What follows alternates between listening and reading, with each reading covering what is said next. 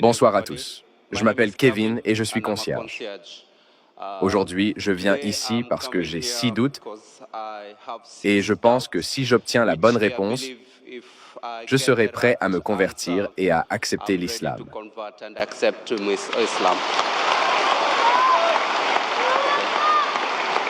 Pour commencer, ma première question est la suivante.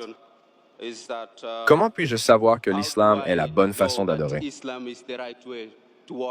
Et je suivrai cette question avec la deuxième, qui est la suivante. Comment puis-je savoir que le message que je transmets est destiné à Dieu? Ma troisième question est la suivante.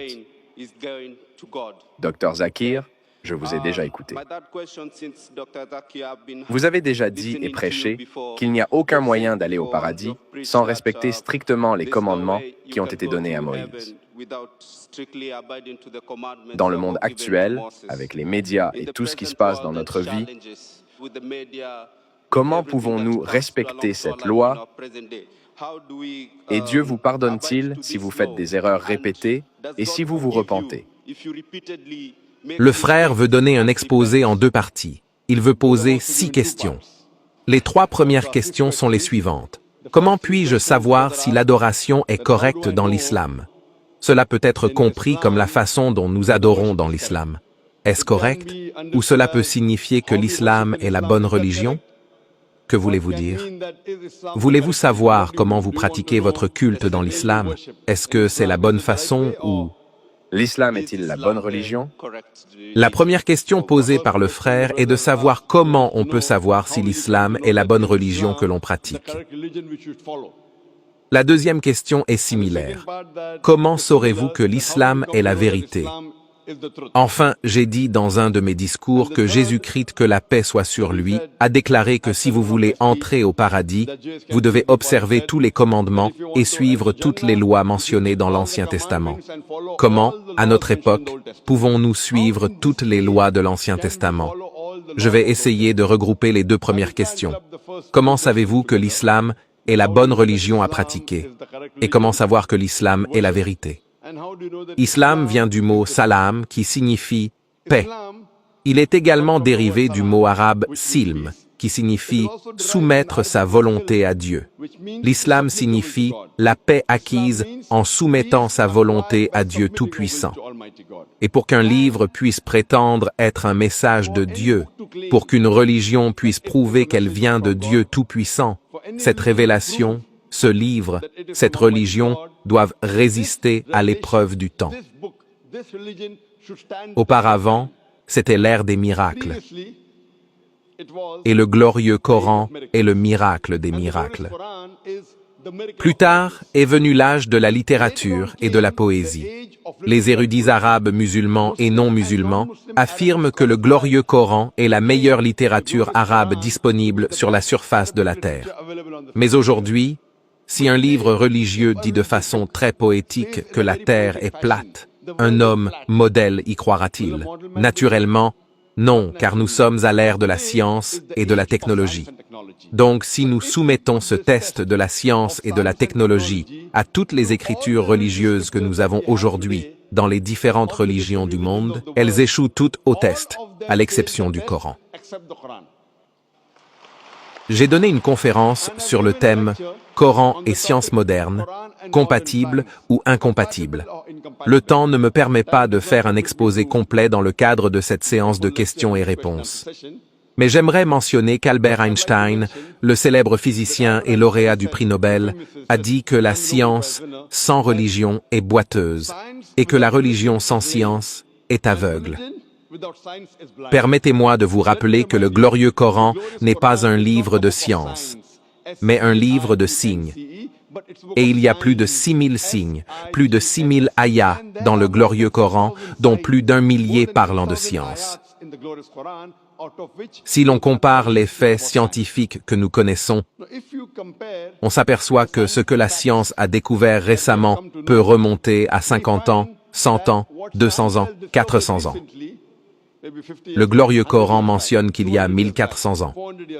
Le Coran parle de la culture, de la création de l'univers dans la sourate Anbiya, chapitre 21, verset 30, de ce que les scientifiques ont découvert récemment sur le Big Bang.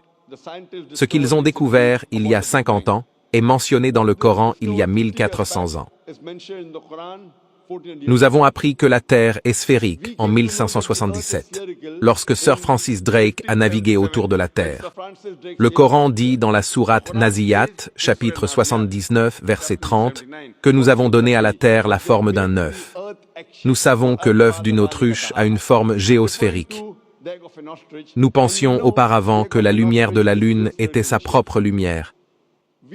Il y a 100, 200 ou 300 ans, nous avons appris que la lumière de la Lune était une lumière réfléchie et non sa propre lumière. Cela a été mentionné dans le Coran il y a 1400 ans, dans la sourate Furqan, chapitre 25, verset 61.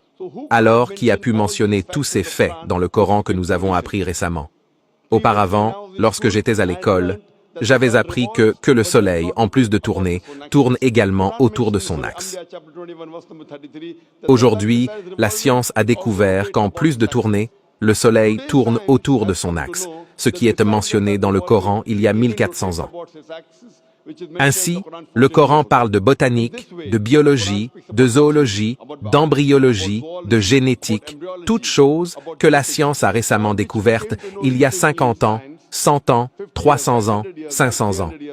Donc, si nous soumettons ce test de la science d'aujourd'hui à toutes les écritures religieuses, la seule écriture religieuse qui passe ce test est le glorieux Coran. Aujourd'hui, la science n'a pas progressé au point de tout savoir. Je dis donc aux gens que si l'on analyse le Coran, on arrive à connaître environ 80% de ce que le Coran dit de la science. Aujourd'hui, la science a confirmé que c'était correct à 100%. Il y a peut-être environ 20% d'ambiguïté, ni juste, ni faux. Donc, ma logique dit que lorsque 80% est correct à 100%, les 20% restants, Inch'Allah, seront également corrects. C'est donc une croyance logique. Il n'y a pas un seul verset du Coran qui ait été réfuté par des faits scientifiques. Il peut y avoir des hypothèses qui ne concordent pas avec le Coran, mais il n'y a pas un seul verset du Coran qui soit réfuté par un fait scientifique. Par conséquent, si l'on fait passer ce test à n'importe quelle écriture, la seule religion, la seule écriture qui passe ce test est l'islam et le Coran. Je commencerai la séance de questions et réponses en citant le verset du Coran de la sourate Isra, chapitre 17, qui dit que la vérité est venue et que le mensonge a disparu, car le mensonge, par nature, est voué à disparaître. Donc, si vous faites ce test, la seule religion qui passe le test, la seule religion véridique qui n'est pas corrompue, c'est la raison pour laquelle William a dit un jour que la seule écriture religieuse, il l'a dit il y a 200 ans, étant un critique de l'islam, la seule écriture religieuse qui n'a pas été altérée et qui a conservé sa forme pure pendant 1200 ans, c'est le Coran du monde. Donc, sur la base de ces faits, la seule religion que nous pouvons penser, comprendre et croire vraie et correcte, c'est le Coran. En ce qui concerne la troisième question, j'ai mentionné dans mon discours que Jésus, que la paix soit avec lui, a dit qu'il fallait suivre les commandements de l'Ancien Testament. Je citais le verset de la Bible, l'Évangile de Matthieu, chapitre 5. Les versets 17 à 20, où Jésus, la paix soit sur lui, dit que si votre justice ne dépasse pas celle des scribes et des pharisiens, vous n'entrerez pas dans le royaume des cieux. Il faut donc être un bon chrétien à l'époque de Jésus-Christ, que la paix soit avec lui. Si vous voulez entrer au paradis, vous devez suivre tous les commandements de l'Ancien Testament. Vous ne pouvez pas enfreindre un seul iota ou un seul détail. Si vous faites cela, vous serez appelés les plus petits dans le royaume des cieux. Donc, d'après ce verset de la Bible de l'Évangile de Matthieu, chapitre 5, versets 17 à 20, vous devez suivre chaque loi de l'Ancien Testament. Votre question est très bonne et très logique. Comment pouvons-nous, à notre époque, suivre toutes les lois de l'Ancien Testament, ce qui est difficile? Je suis d'accord avec vous. C'est la raison pour laquelle Jésus-Christ, que la paix soit avec lui, a également dit dans l'Évangile de Jean, chapitre 16, versets 12 à 14. Il a dit, « J'ai beaucoup de choses à vous dire, mais vous ne pouvez pas les supporter maintenant. Car lui, quand l'Esprit de vérité sera venu, il vous guidera vers la vérité tout entière. Il ne parlera pas de lui-même, tout ce qu'il dira.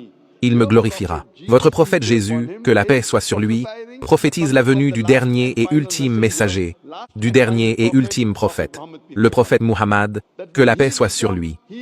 Lorsqu'il viendra, il vous guidera vers toute la vérité. Cela signifie que Jésus-Christ, que la paix soit avec lui, savait que tout ce qui est mentionné dans la Bible ne peut pas être suivi plus tard, peut-être quelques siècles plus tard. C'est la raison pour laquelle il a dit que, lorsque l'Esprit de vérité viendra, il vous guidera vers toute la vérité, en parlant du prophète Muhammad, que la paix soit avec lui. À cette époque, il était peut-être possible de suivre les règles et les règlements mentionnés dans l'Ancien et le Nouveau Testament. Mais Jésus-Christ, que la paix soit avec lui, a dit qu'à l'avenir, lorsque le dernier message du prophète Muhammad, que la paix soit avec lui, arrivera, vous devrez le suivre. Donc, pour être un bon chrétien aujourd'hui, il faut non seulement croire en un Dieu unique, mais aussi croire en Dieu et même au prophète Muhammad, que la paix soit avec lui. J'espère avoir bien répondu à la question. L'autre question concerne le fait de venir d'un milieu chrétien et d'une famille chrétienne. Comment vais-je m'adapter ou me rapprocher de ma famille si je me convertis à l'islam et que je partage deux religions différentes dans la même enceinte? Le frère a posé la question suivante. Si je me convertis à l'islam, comment vais-je m'adapter à ma famille qui pratique deux religions différentes?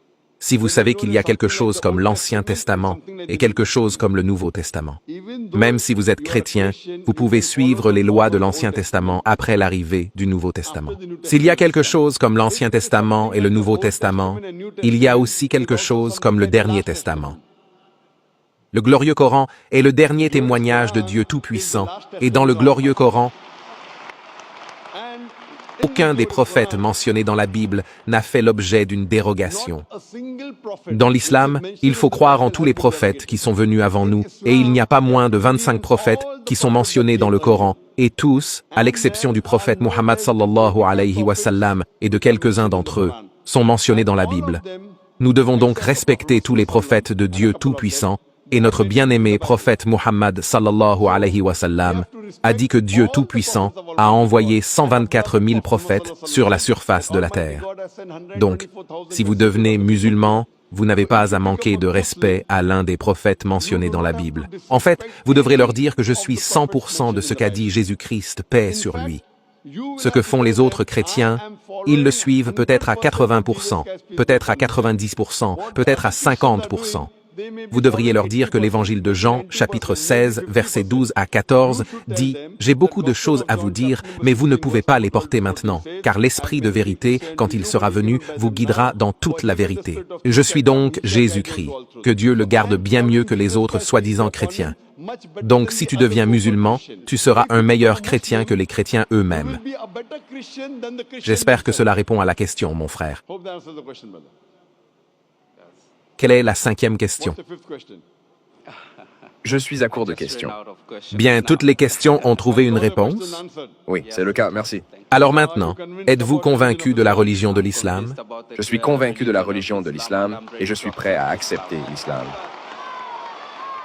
Croyez-vous qu'il n'y a qu'un seul Dieu? Pardon? Croyez-vous qu'il n'y a qu'un seul Dieu? Je crois qu'il n'y a qu'un seul Dieu. Croyez-vous que Jésus-Christ, paix sur lui, est Dieu? Je crois que Jésus-Christ était le messager de Dieu. Mashallah. Croyez-vous? Croyez-vous que le prophète Mohammed, que la paix soit sur lui, est le dernier et ultime messager? Je crois que le prophète Mohammed était le dernier et ultime messager. Mashallah. Mon frère, est-ce que quelqu'un te force à accepter l'islam? Est-ce que quelqu'un te force à accepter l'islam? Personne ne me force. C'est ma décision. Je la prends moi-même.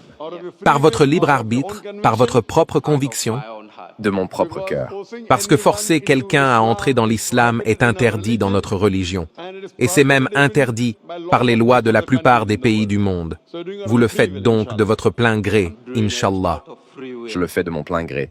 Je vais le dire en arabe, et Inch'Allah, tu peux le répéter.